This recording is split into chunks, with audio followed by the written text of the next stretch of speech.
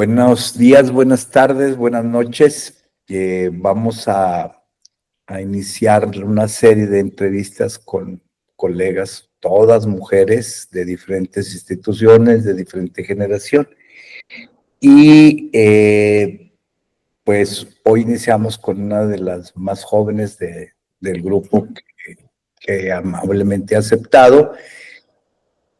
Nos gustaría iniciar que nos contaras qué es lo que haces referente hacia tanto en la docencia como en la investigación, algún tema en particular que te interese, alguna materia, pero antes no es descortesía de mi parte o de nuestra parte, sino que queremos que tú misma nos digas cómo te llamas, dónde trabajas, los elementos que consideres necesarios para conocerte antes de que nos cuentes sobre lo que haces académicamente. Muy bien, pues muchísimas gracias, doctor, por la invitación. Un saludo, ¿no?, a quienes estén escuchando más adelante este programa, una propuesta muy interesante. Mi nombre es Megumi Teruy Villegas. Yo soy originaria de Manzanillo, Colima, y quizá como mi nombre les haga saber a algunos o algunas, pues soy de origen japonés. Soy cuarta generación de japonés en México, y pues de ahí es que viene un poco mi interés en Asia. Pero traicionando a mis ancestros, en realidad no fue en Japón en donde encontré un área de especialización académica, sino en China. Soy graduada de la carrera de Relaciones Internacionales por el TEC de Monterrey, en el año 2005, y justo en ese contexto de China recién habiendo entrado a la OMC, quedaba claro que como área de estudios para mí, desde mis intereses académicos, sobresalía más en tanto las oportunidades. Esto fue algo que me llevó, de hecho, a estar estudiando, después viviendo y trabajando justamente en China, en donde una parte importante de las labores que hice tuve que ver tanto con el programa de formación de negocios México-China, en el cual tuve la fortuna y el gran honor de representar al estado de Colima, y también más adelante trabajar en asuntos culturales dentro de algunas embajadas haciendo proyectos.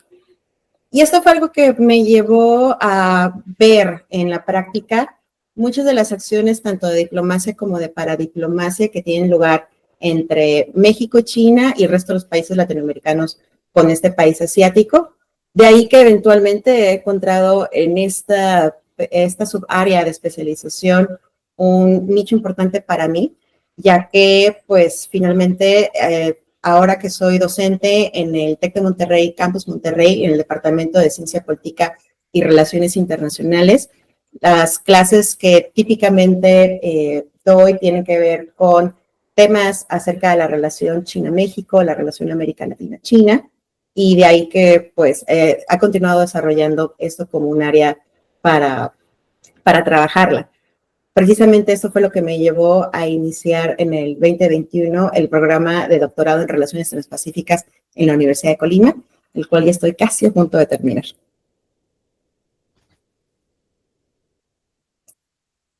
Disculpe, pero no le escucho. No lo escuchamos.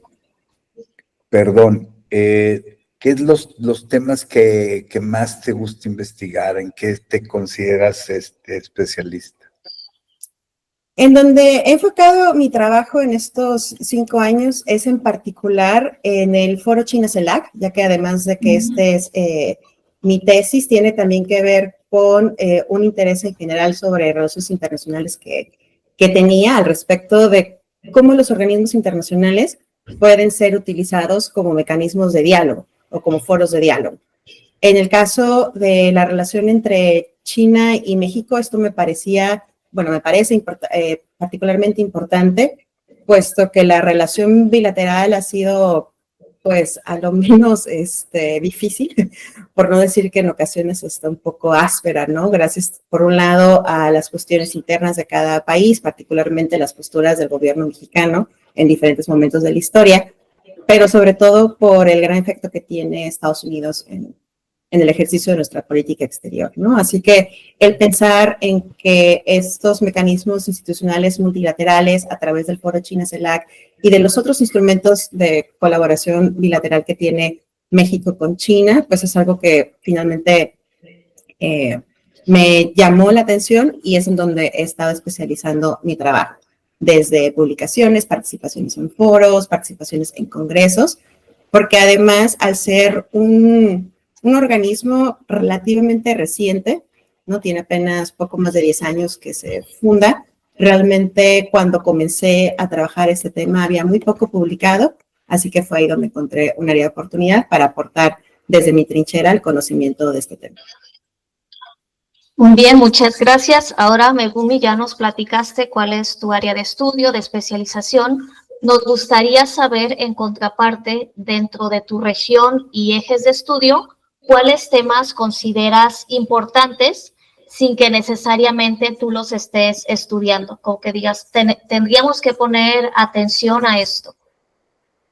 Sí, creo que uno de los temas que sí se ha publicado, pero creo que todavía muy poco, es acerca del rol que tienen las diásporas chinas y las nuevas oleadas de migrantes chinos en el ejercicio de los negocios, ya que muchas veces se queda como en un nivel muy de menudeo, ¿no?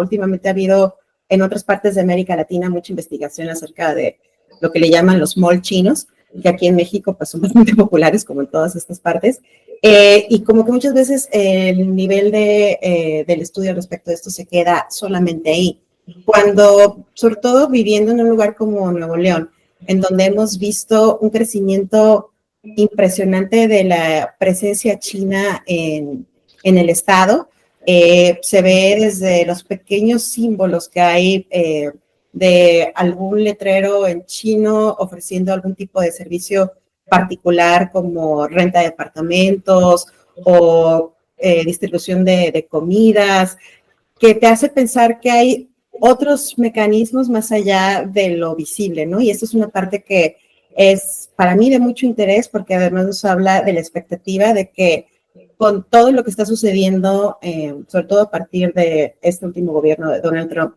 que parece estarle metiendo muchos frenos a la participación de China en nuestro país, pues finalmente esos mecanismos ya están aquí y parece que se siguen consolidando.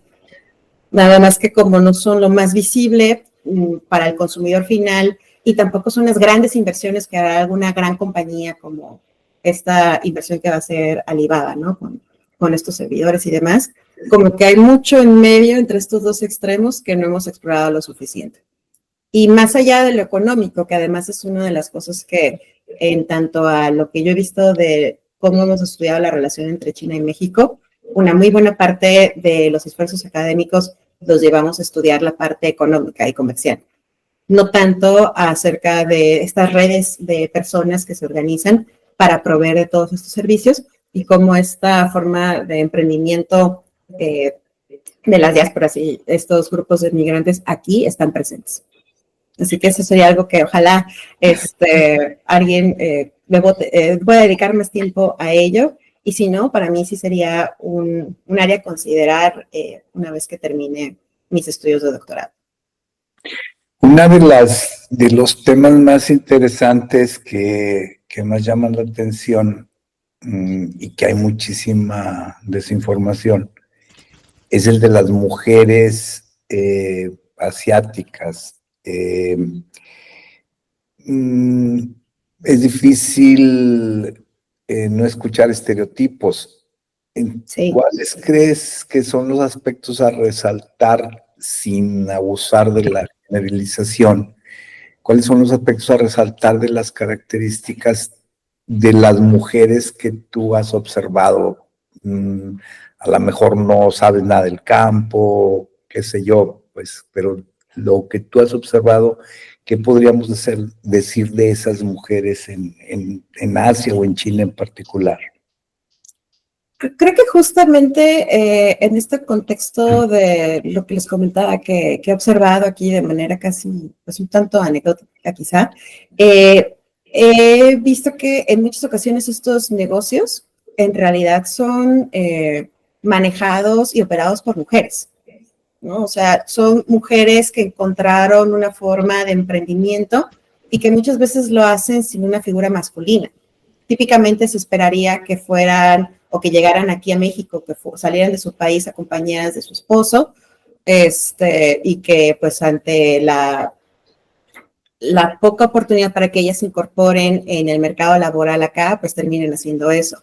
Es como un poco la idea de todo desde afuera, ¿no? Pero tengo la oportunidad de platicar con varias de ellas.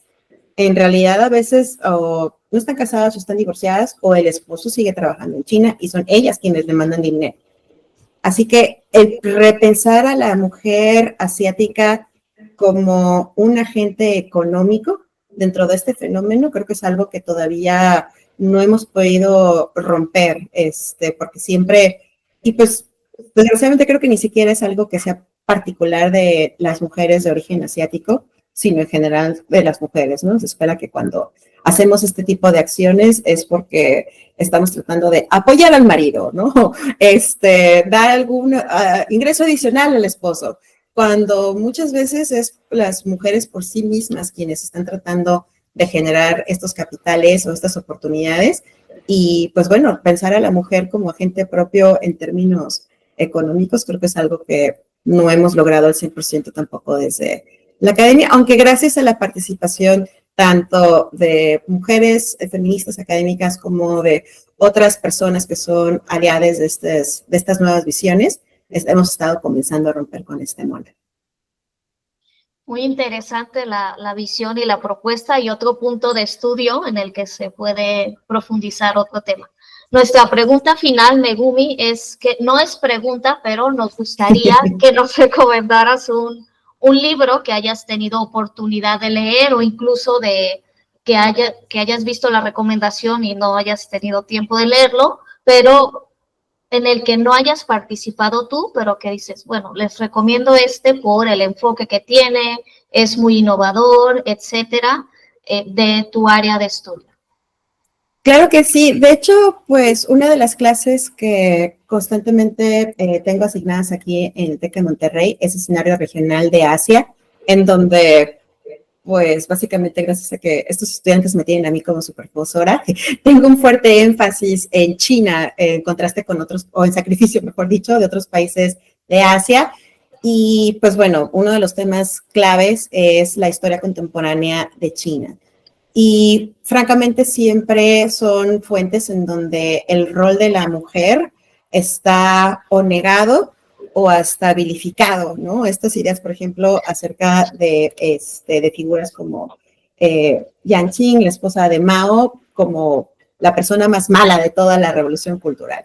Y en contraste con estas visiones es que a todos mis estudiantes les recomiendo y extiendo esta recomendación a su audiencia del libro Betraying Big Brother, The Feminist Awakening in China, porque no solamente presenta un panorama al momento de la publicación de este libro, que fue en 2018, es un libro escrito por Lita Hong Fincher, en donde presenta el caso de las 5 feministas, ¿no? Un caso de estudio que merece ser abordado, pero que en particular en uno de sus capítulos aborda la historia contemporánea de China, incluyendo a figuras femeninas dentro de los diferentes liderazgos dentro del partido, dentro del PLA y dentro de otros organismos políticos en China que no he encontrado tan bien presentados en otras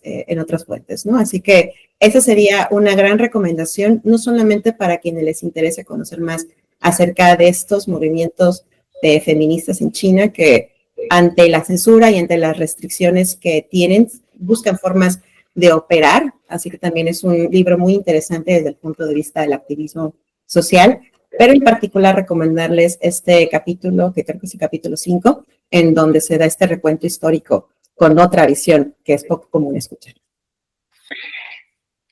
Pues muchísimas gracias. Muy cortito, muy rico. No sé si te gustaría añadir algo que consideres que hemos dejado fuera. Obviamente muchísimas cosas, pero así que sea esencial en este momento.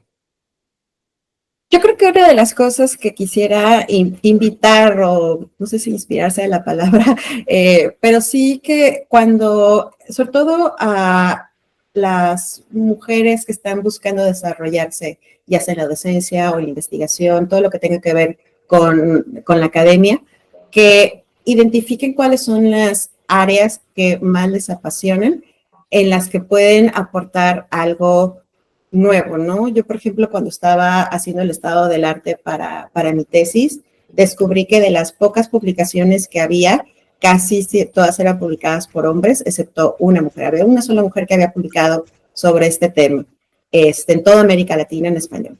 Así que busqué la forma de que mi trabajo continuase aportando, a pesar de que típicamente se esperaba que las mujeres pues, nos abocamos más a los temas blandos, ¿no? Dentro de la relación. Aquí pues es un área de oportunidad muy grande que supe empatar, pero que sí representó quizá que yo redireccionara un poco mi orientación temática. Estos sacrificios creo que valen la pena porque esto nos construye un espacio a todas. Cada vez es más común leer a otras mujeres en nuestra disciplina y si logran identificar cuál es esta combinación entre lo que les apasiona y estas áreas donde las mujeres no estamos representadas, nuestro aporte es entonces doble. Mónica, no sé si quieras señalar, agregar algo.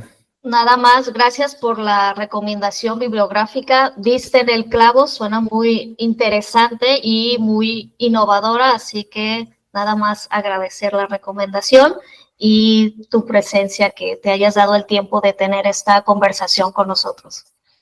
Sí, con mucho gusto. Añadir algo ya sería un exceso. Muchísimas gracias. Muchas gracias, todo un gusto.